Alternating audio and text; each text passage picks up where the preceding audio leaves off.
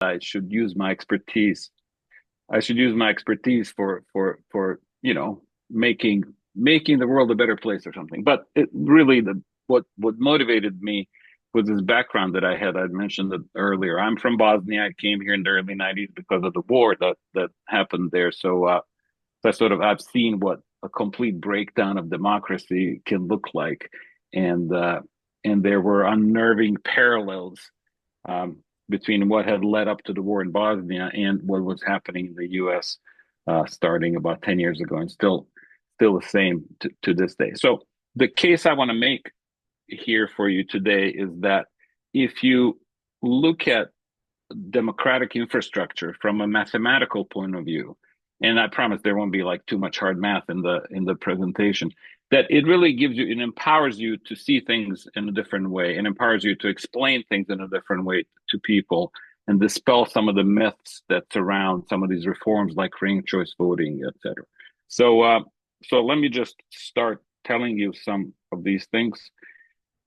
And now the hardest part of the talk is making, no, that's not what I is. Am I sharing? I'm not sharing. Hang on a sec. Telling you this is the hardest. Yeah, you have to send me. Oh, okay. You gave me the permission to share.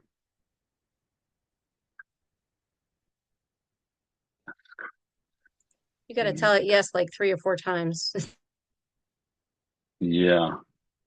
Why don't I see an option to hook up to share my iPad? Hang on a second.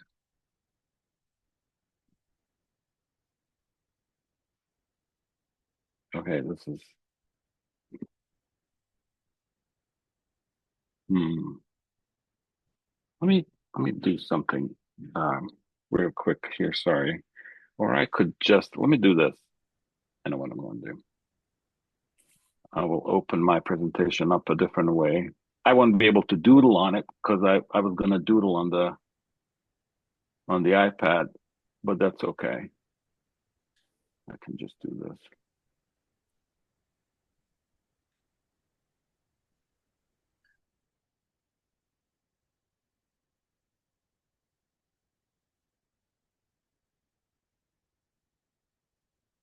And now, well, I I kind of can want see the it. full screen, but it's not full screen, is it? I don't want this bar here. Sorry about that. I also have a new computer. That's probably the problem.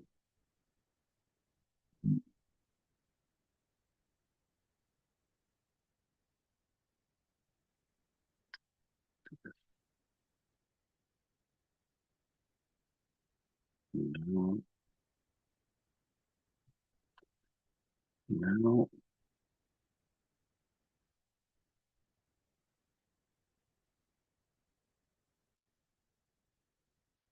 Sorry, my iPad is failing me.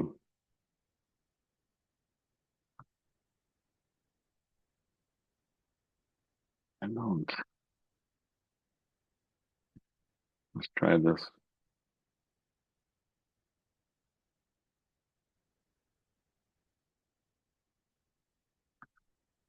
But you're again not seeing it full screen, right? Nope. How about that? What are you Not seeing seeing you at now? all. I see you, but no screen. All right, let's go back to the other thing, and you'll just have to deal with the sidebar of slides here.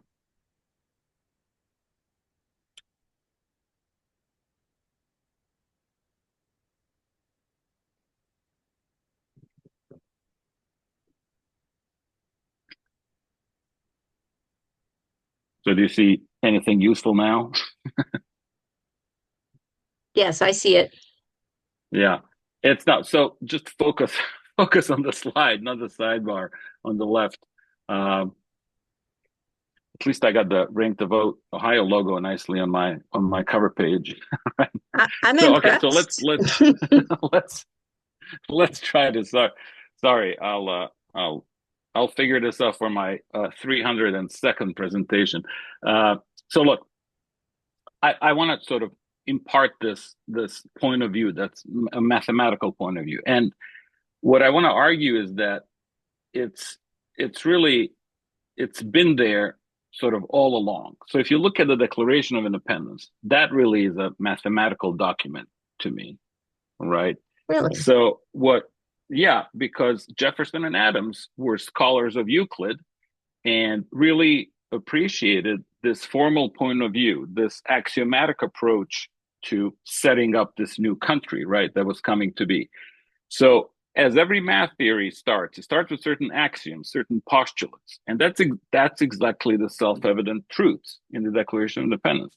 And then once they set out the axioms, they state a theorem. They don't say theorem, but we would call it theorem in mathematics. They say theorem is that we don't need the British crown.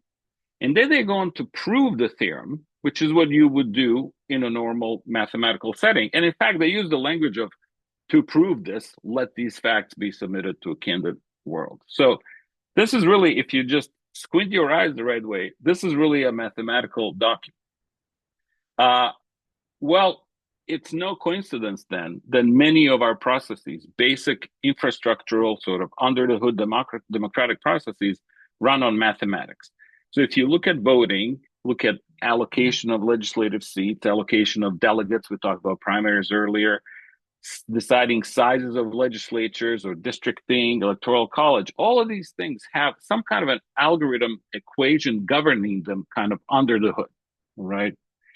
And anytime you say algorithm, you really mean math, okay? So there's some math happening behind the scenes. And then the next question, which you can ask yourself, is, well,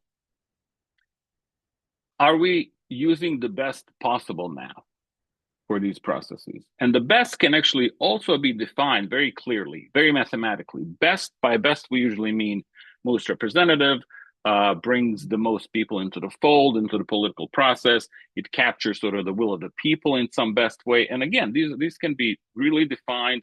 The criteria can be defined rigorously mathematically. And then under those criteria, you can ask, are we doing the best that we can? And as you can guess, the answer is a resounding no. The math of our democracy is either outdated, it has not been thought through for 250 years, right? It is inappropriate for our times, or it was just poorly set up to begin with.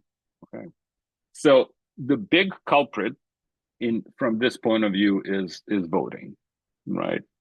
And I will repeat some things that Denise, if you were in Denise's wonderful presentation, I will repeat some things and try to convince you that math says there's a better way to vote than how we do it now. So in most of our elections, we use plurality voting or first past the post, winner take all, whatever you like it, which is just the simple thing that you circle one name and that's it. The person with the most votes wins. There are about 520,000 officials in the U.S. that are elected like this. Basically, a handful is elected using different methods, right? And there's a basic observation that's really actually mathematical when you think about it. If you have three or more candidates running for office and you use plurality voting, then most votes does not necessarily mean the majority of the votes, right? And out of this is born all kinds of mathematical, dumpster fires. I can't put it any less bluntly. From this simple observation, all right? Two of the things that you are probably familiar with are the vote splitting and the spoiler effect. Let me just give you some examples. I'm sure you know examples already, but let me give you a couple from just my neighborhood. So I teach in the town of Wellesley, Massachusetts, where Wellesley College is. And that district that Wellesley is in is represented by this guy, Jake Auchincloss, who in 2020 won the Democratic primaries like this, right?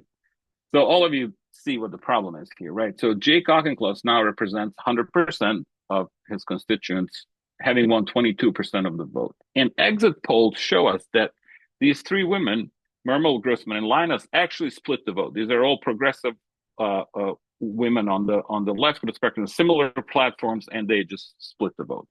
Jay Auchincloss is more of a centrist Democrat. But I do want to impart this important point. I actually don't really know anything about Jay Auchincloss. I've I've heard him speak once or twice. I know even less about these three other candidates. But that's important because there's a mathematical thing at play here, not political, not partisan. These could have been candidates A, B, C, D, right? From party, whatever, X. And if you presented these numbers to me, I would say, well, this is probably not representative of what people wanted, right? 60% of the people actually wanted one of these three women to be elected in this election. But there was no mechanism that asked for input about the second order, third order preference, and so on, right? So this is just a mathematical phenomenon. Please stop me if you have questions at any point. Jay Auchincloss ran. So in Massachusetts, primaries are where it's at, right? The general election is not competitive. Democrats win. Our entire delegation, 9 people is in Congress, are Democrats, even though we have 30% of Republican voters in Massachusetts, but they're so spread out that they can't actually coagulate in any single district to elect their candidate. So the general is boring. Primary is where it's at. So Jay Auchincloss in 2022 and 2024 ran unopposed. He will probably be sitting in Congress for the next 30 years because not just plurality of voting, but confluence of other things, single winner districts, for party primaries, all these things that are mathematically unsound conspire for incumbents to be extremely protected in our system. So Jay Auchincloss, again, will be probably in Congress for a while, having won 22% of the Democratic primary vote. Here's another example. The mayor of Boston, Michelle Wu, in 2021, came on top with 33.4%. But we have a runoff election in mayoral races in Boston. So a lot of people who agree that plurality is bad say, well, we could just have runoffs. And 2 people can go into the runoff, and then you're voting in the second general election. And because you have 2 candidates, the person who wins necessarily will win a majority of the votes, right? If there are 2 candidates, you win with more than 50% of the vote. So that fixes things. Well, I'd like to argue that it doesn't actually, because the mathematical damage is already done possibly at that first stage, at that first election. So if you look at these numbers and you look at Campbell and Janey, they might have split the vote, right? Maybe the Campbell and Janey voters, if given the opportunity, would have rallied behind one of those, Campbell or Janey, if the voting mechanism somehow could tease out this information, right? And then one of them could have had the 39% of the support, right? Combined support from those 2 sets of supporters, which would have put her on top of Michelle Wu in the first election, which means one of them plus Michelle Wu would have gone to the runoff. And then who knows what would have happened. And even more subtle, if you look at John Barras down on the bottom, the 3.2%, maybe his voters actually had Andrea Campbell or Kim Janey as their second choice. And if they could say that somehow, that would have put either Campbell or Janey above the second place there, Anissa Essaybi-George. So John Barras, and this actually is true because this is documented, he actually was spoiler for Andrea Campbell. So the mechanism did not award those voters to Campbell. If it had, she would have gone into the second round, a runoff with Michelle Wu, and then who knows what would have happened, right?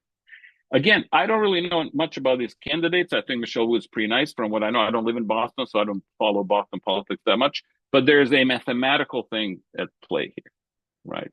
Non-partisan, just mathematical. Any questions so far?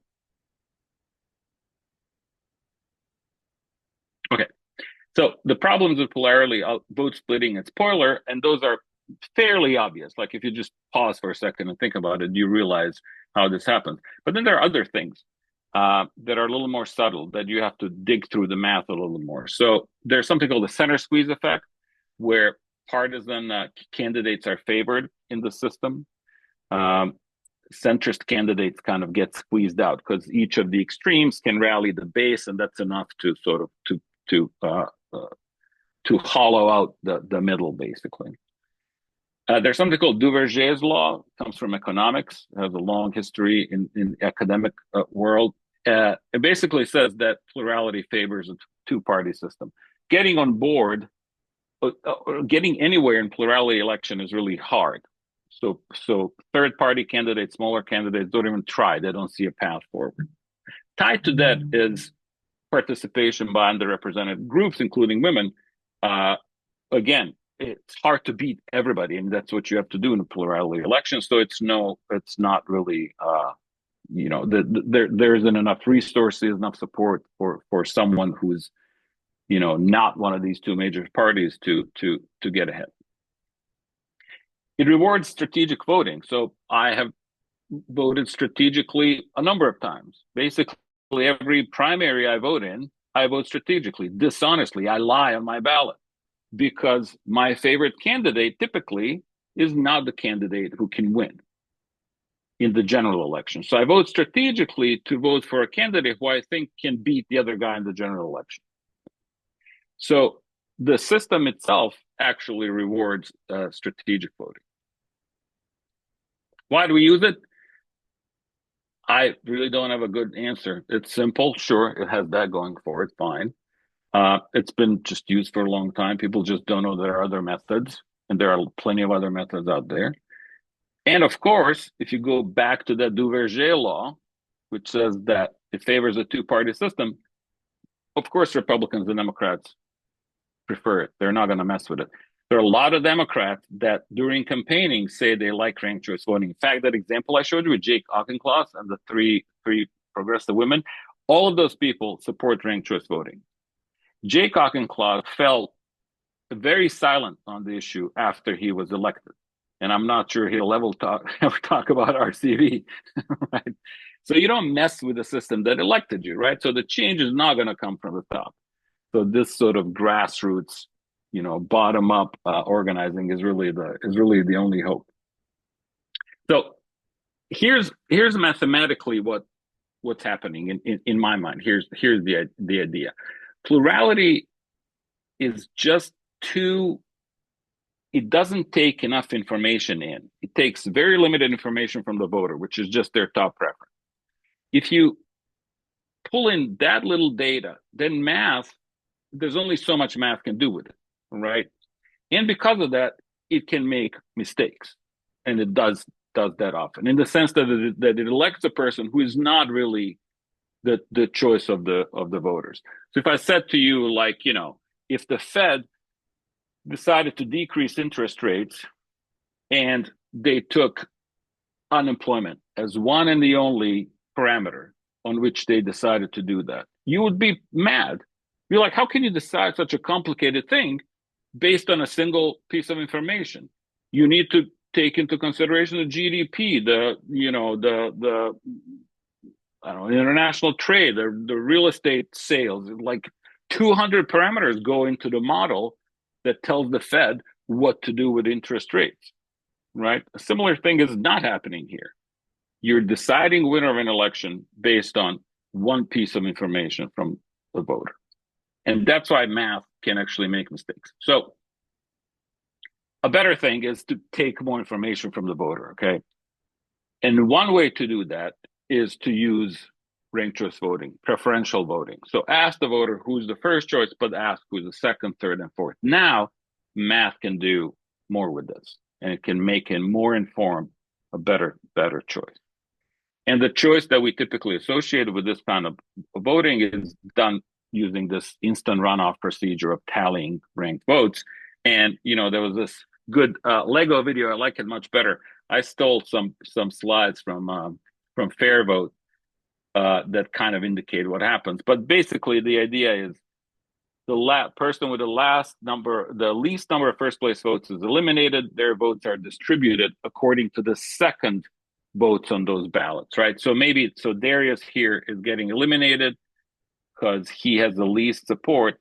So his votes, you look at the ballots that had Darius on top, and you look at the second choice on those ballots, and then you reallocate those ballots to the second choice people, right?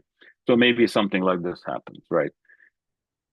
20% of Darius voters had Andy as second choice, and 80% of Darius voters had Berta as second choice.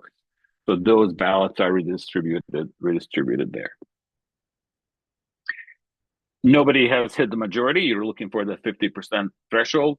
So now Carla gets eliminated. She doesn't have enough support, and her second choice decides where those ballots are going to go. And now maybe Andy has crossed the threshold. Now, what I don't like in this example is that actually Andy would have won if we ran a normal plurality election. Andy would have won this, right? You with me? Andy just has the most votes, and Andy turns out to win the instant runoff. Now, this actually happens very often.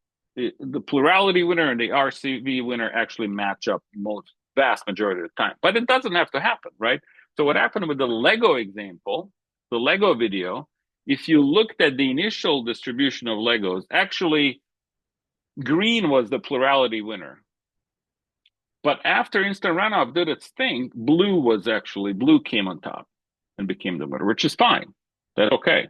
It really tells you that instant runoff is doing something different than plurality. It's really taking that information and doing something with it.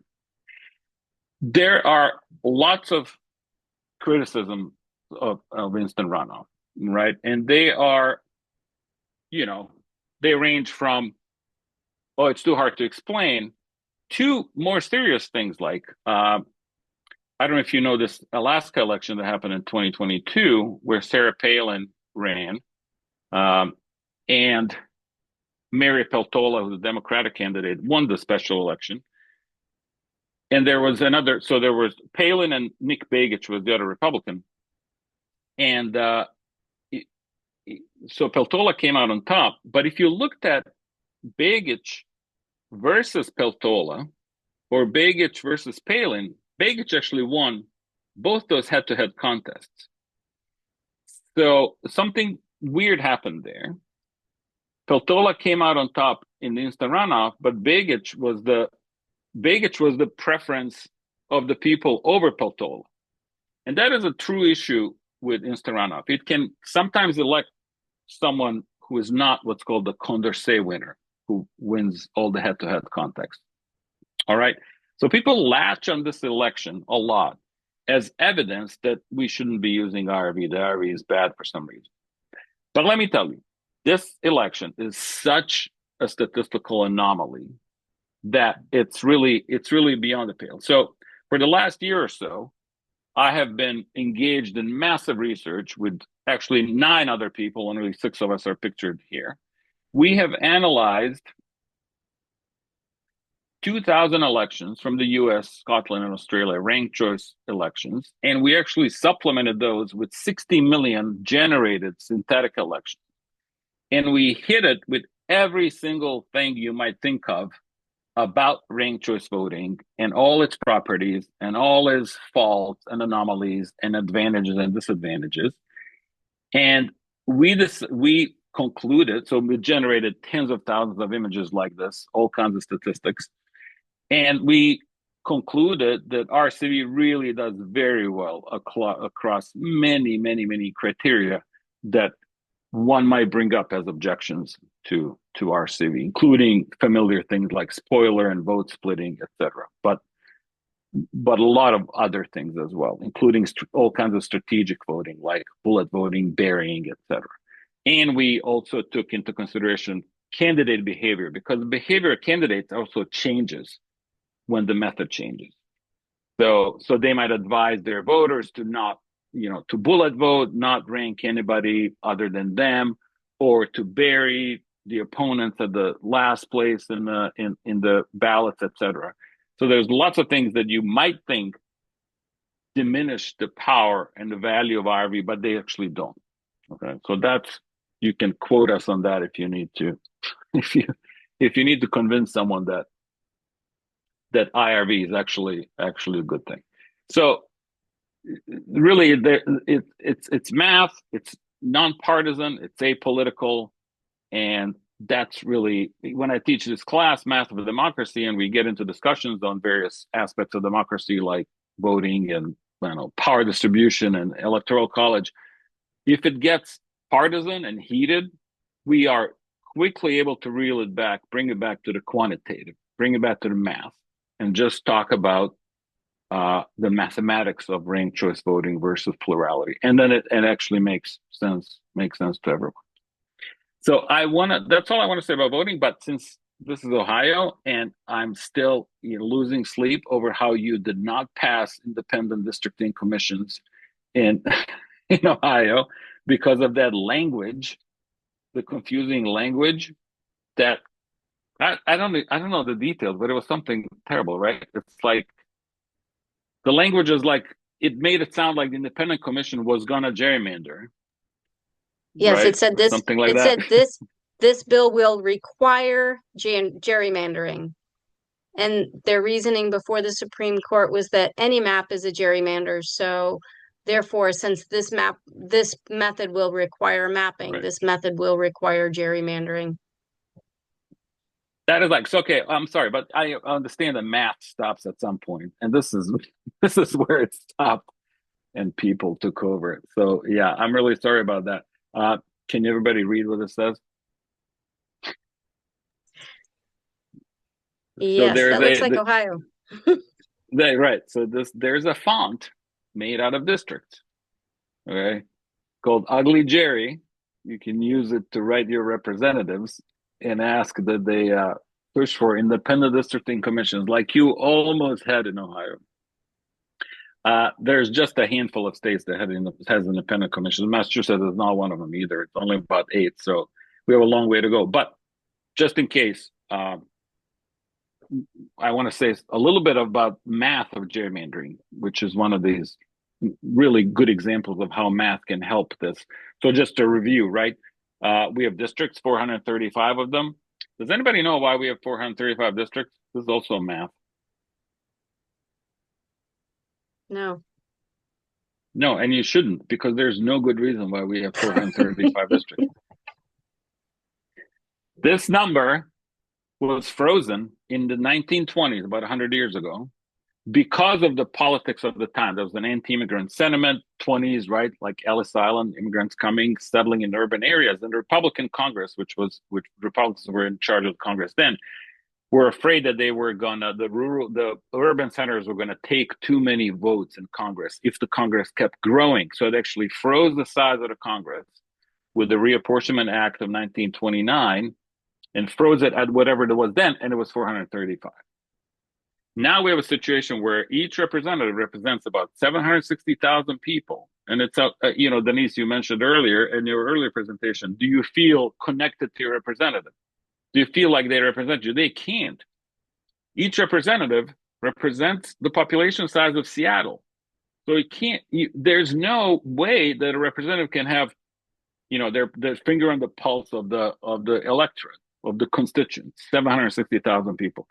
When the founders were setting this up back in the day, Madison put a lot of thought into this, how big the House should be. And he said, the House should be big enough so that at most 50,000 people are represented by each representative. 50,000. And we're at 760,000 now. Okay. So the House is awfully small. It should be at least about 700. I know this is not popular. You're like, really? More people like that in the Congress, but it's actually true. Anyway, that's a side note on the numbers of democracy. Here, I'll throw another one. I can't help myself. Do you know why there are 12 jurors in our criminal judicial system?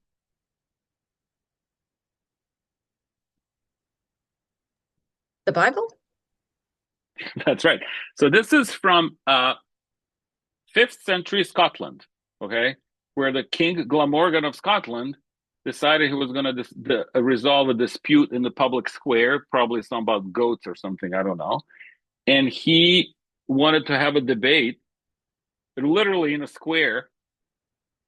And he said 12 people from the town are going to decide the fate of this case. And he said 12 because there are 12 apostles. The judge is Jesus, and the 12 people are 12. So we have based out. So England then took that over, and we took it over. So the entire judiciary, criminal justice system is based on a number that is completely irrelevant to the to the problem at hand, which is, trying a person for a criminal charge. Many studies have shown that if you vary the size of the jury, the outcomes are very different. So you really have to think hard about how big your jury is, because lives literally depend on it. Anyway, so those are just my two rants about two numbers in our democracy that nobody thinks about, nobody scrutinizes, that are just sort of tradition and make no sense anymore. So some of these districts have a strange shape, right? So you might be like, what the heck is going on here? Like, this can't be right. But I want to convince you first that this is not always bad. So gerrymandering is drawing the districts with a political purpose in mind, to give advantage to one party over another, right? But often you can't just tell by the shape of the district that something bad has happened, because there are often things like, well, I'd like to honor the Voting Rights Act, or I'd like to preserve a community of interest. So I don't know if you can see it on the slide, but there's a thin sort of green long district that actually runs along the coast of California. It makes sense that that's a district, because people who live along the coast might have common interests in terms of zoning, urban planning, etc. So there are enough of them, it makes sense to give them representation, right? So they've been banded together in a district so they can have representation. Or there's a famous district in Chicago called the earmuff district. You turn your head sideways, you see an earmuff. But the reason why it's so weird is it collects two Latino populations, and by gathering them, North Chicago, South Chicago, it actually gives them enough. There are enough of them to elect a representative of their own choosing, maybe a Latino or something. The little strip on the left, little tiny strip on the left that connects the two things, is actually just a highway. Right? There's nothing there. And I urge you to watch the John Oliver show that features the gerrymandered, the earmuff district. So as I'm sure you know, there's a war currently about gerrymandering, right? It's an all-out race to the bottom with gerrymandering. In fact, there are ways to gerrymander California and Texas so that all the districts in California are blue and all the districts in Texas are red, despite there being 25% Republican voters in California and almost 50% of Democratic voters in Texas.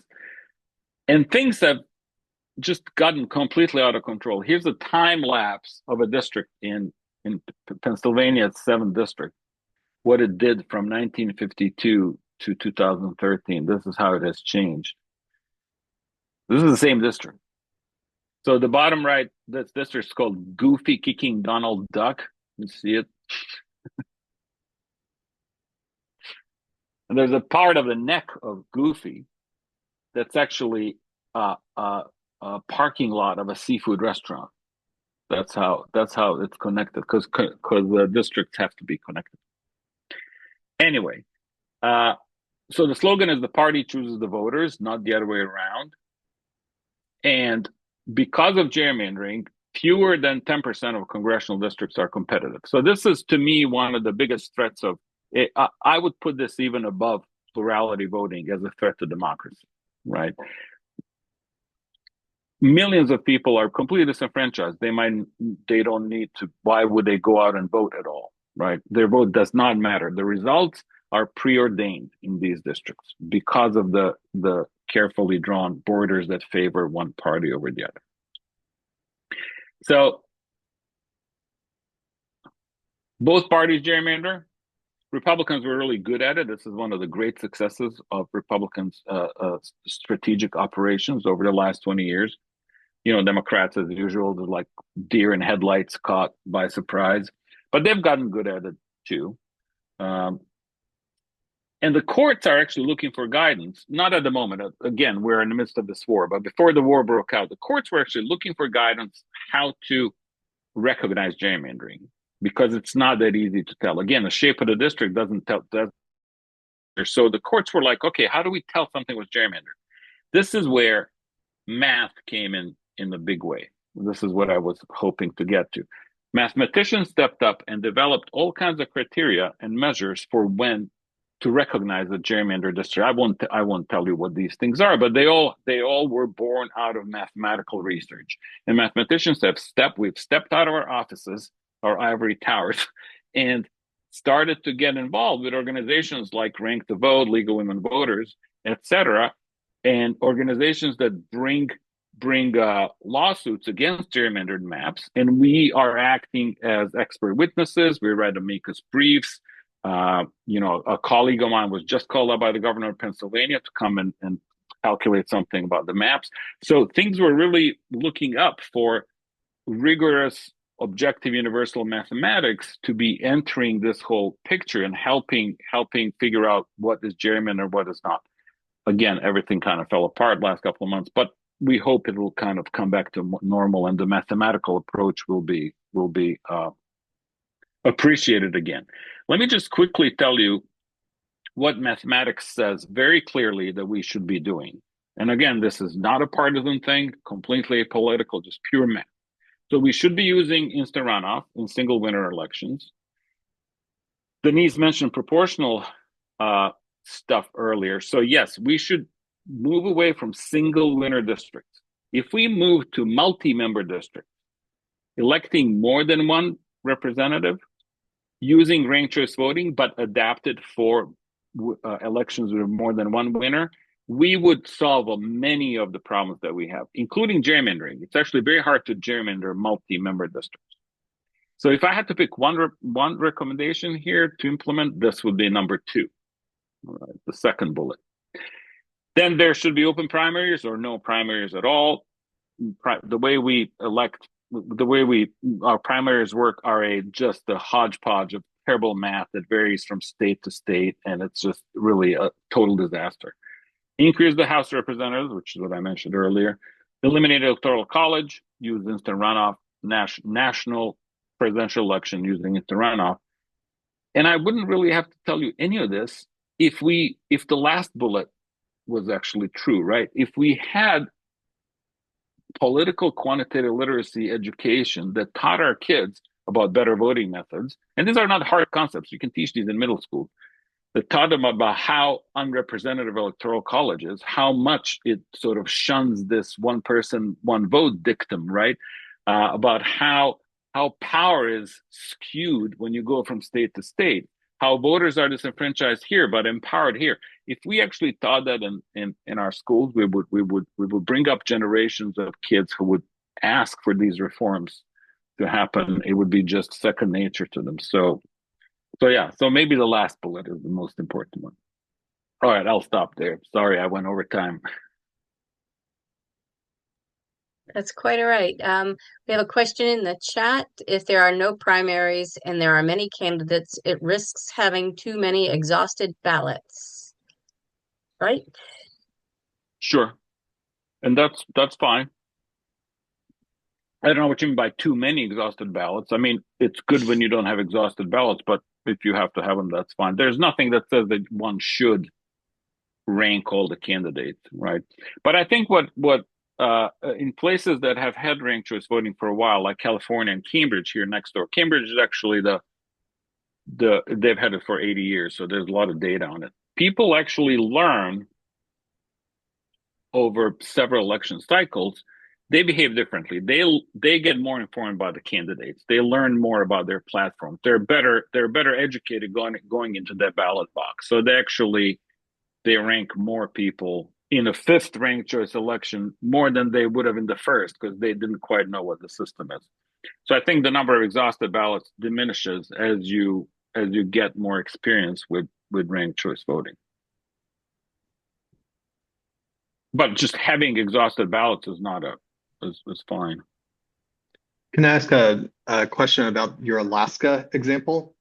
I'm not sure. I don't understand why it's a criticism of the process because it seems like it would have been the person who ultimately won got the most votes. It doesn't matter if they weren't the front runner in each race, Well, this right? is It's the squeezing of the center that you mentioned. right. Well, we have to be careful about how we say got the most votes, and it is a PR marketing move of RCV to say you have majority support when you win RCV, but you don't really. You have eventual majority support after some candidates have been eliminated. You have bubbled up on top with majority support. So I think it's actually a little bit misleading to say to people, the winner of RCV elections have majority support. They do after you've augmented things, right? After some of them have dropped out, then you have majority support. Okay.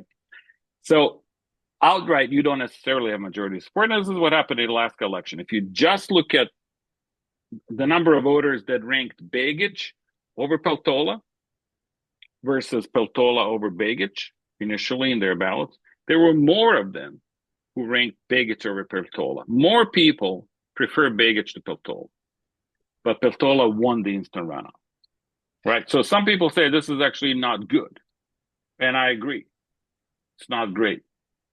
But it also happens so infrequently, so early. It has happened in 2 elections in the US out of 2,000 elections. It happened in Alaska and it happened in Minneapolis city council race. This weird thing. What are the So it's conditions not, that yeah, allow for that sorry. to happen? Like, what are the conditions in an election that allow for someone who wasn't the true, like majority, I don't know, person to lose, I guess. Things have to line up. Lots of things have to line up. So it has to be a competitive race. And then all the distribution of rankings has to hit just the right spread for this to happen. So it's very rare. It's very hard to engineer this.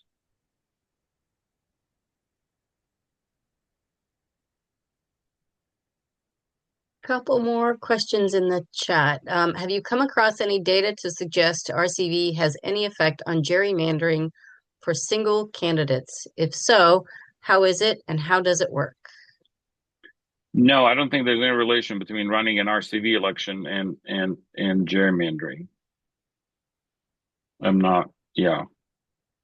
What does start to make differences is multi winner districts, because gerrymandering is all about geography. So if you sort of make districts bigger, you can sort of different groups of people who are not geographically connected can band together and elect someone. In a single winner districts, they're isolated geographically and they can't talk to each other, they can't support each other, and that has nothing to do with the actual method of elections. So I'm not sure there's a direct connection.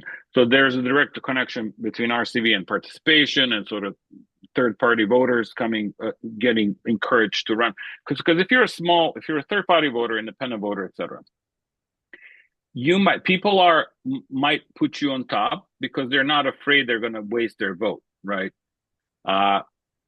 In an election, in a plurality election, I may not vote for a small candidate because I feel like they have no chance of winning and I don't want to waste my vote on them. So I vote for like lesser of two evils among the big parties or something. But in the RCV election, that's not an issue. You can put your true favorite candidate on top, even if they're a small candidate have no chance of winning, because if they get eliminated, your vote is transferred down to the next person on your ballot, which now might be a bigger candidate or something. But if all of us do this may actually signal that there is actually real support for this third party candidate. Maybe 20% of us have actually placed this person on top.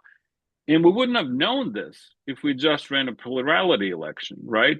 If a lot of us were afraid we're going to spoil by choosing this candidate might not have gotten very many plurality votes. But in an RCV election, you see the truer dynamic of the political profile of the voter, right? And that might tell this voter, even if they didn't win that RCV election, there's something there that I have enough support. Maybe I'll continue my campaign. Maybe I'll qualify for, campaign aid, federal campaign aid, because I've cleared the 5% threshold or something, right? So signaling is important, and getting sort of understanding the pulse of the voters is important, and RCV does give you this much more than plurality.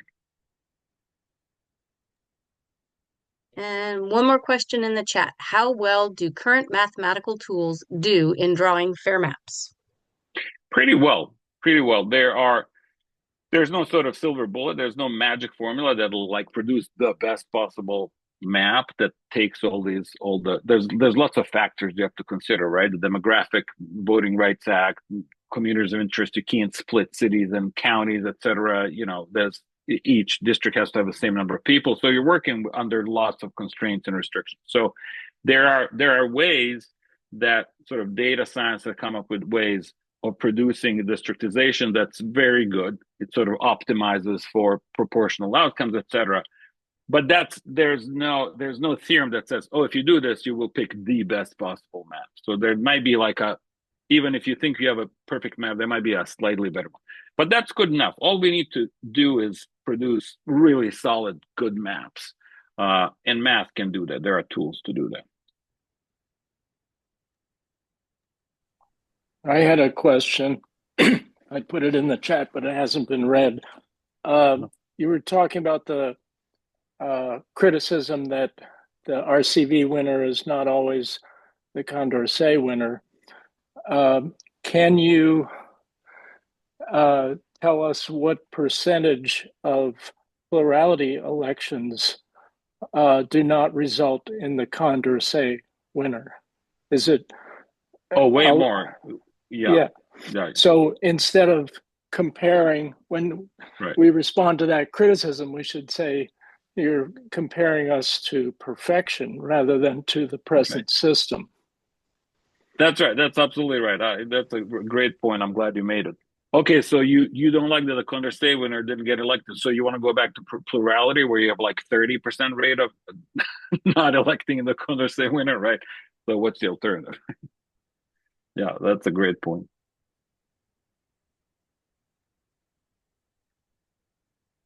Any other questions? Oh, there's one. What about using Sperner's lemma with likelihood of voters for candidate being the cost hypothesis of mine? I'm not sure what I'd have to think about it. So I only know Sperner's lemma in geometry, which is like this topological result that leads you to error impossibility theorem. So I'm not sure how. But maybe you can explain a little bit. Whoever put that in. Hello, Casey. Casey, you want to explain? Okay, so can you see me? It's a hypothesis I had a while ago, reading up on the Sperner's lemma and basically using the cost per each individual voter as the preference for each politician, basically allowing them to pick their own thing. It's kind of hard to explain, but yeah, I'm not sure where the cost per voter, how it translates into rankings for each voter. So like if a voter is much more likely to vote for a candidate, like say they have a consistent record of 90% voting for a particular candidate, that would be expensive for that individual. But if they have for that candidate picking that voter during the process. But if on the other hand, they have like a 10% record, then it would go the other way. Now, admittedly, that kind of I'd have to understand the more details. I don't see why it's expensive for the candidate to pick the voter who's consistently voting for them. It feels like utility should be to the candidate should be low or something. I'm not admittedly, totally sure. This is not something I should have tried to do at the end of this lecture. And I was so you're like getting in the weeds of like game theory, etc., which I'm not an expert on at all. So yeah, I knew it was a long shot, but I thought I'd throw it out there. We'll just pigeonhole that because it's not within the scope of overtime 2 minutes. Sounds good. All right. Any other questions?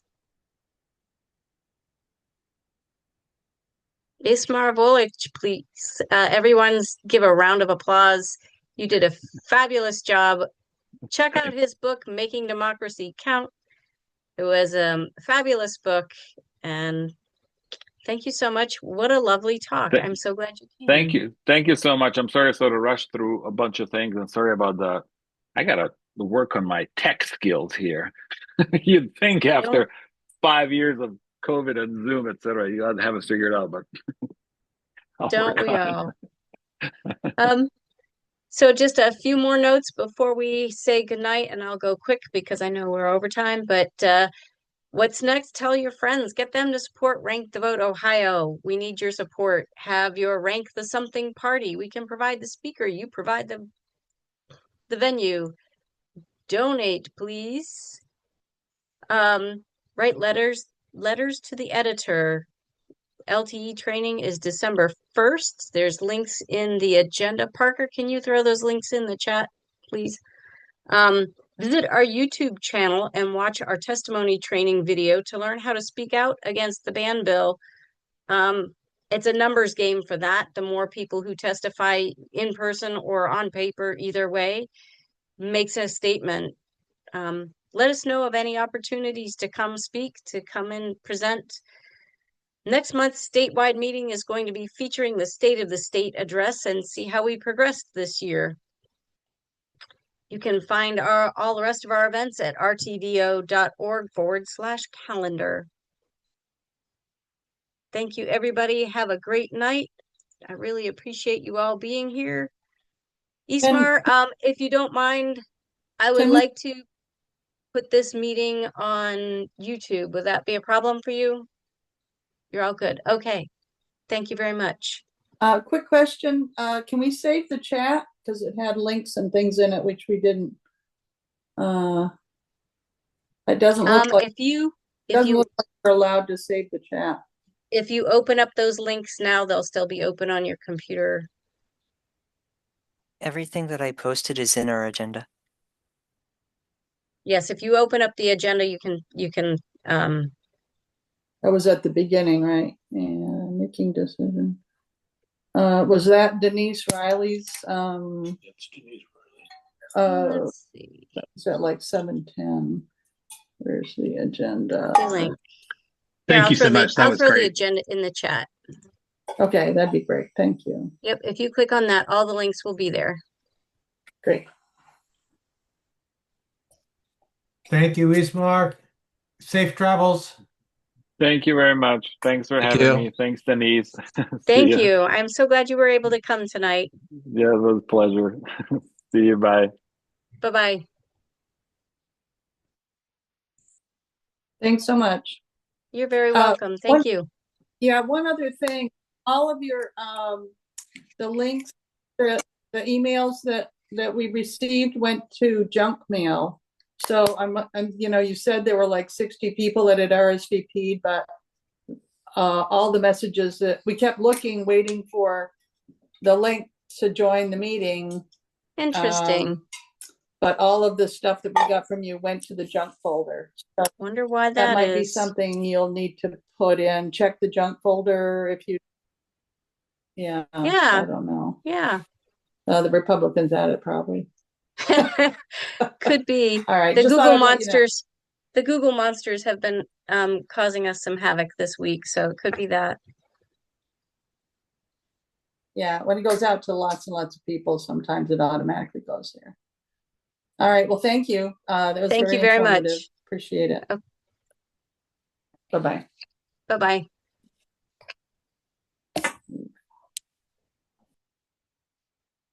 Hey. Don't forget to stop recording. Good idea.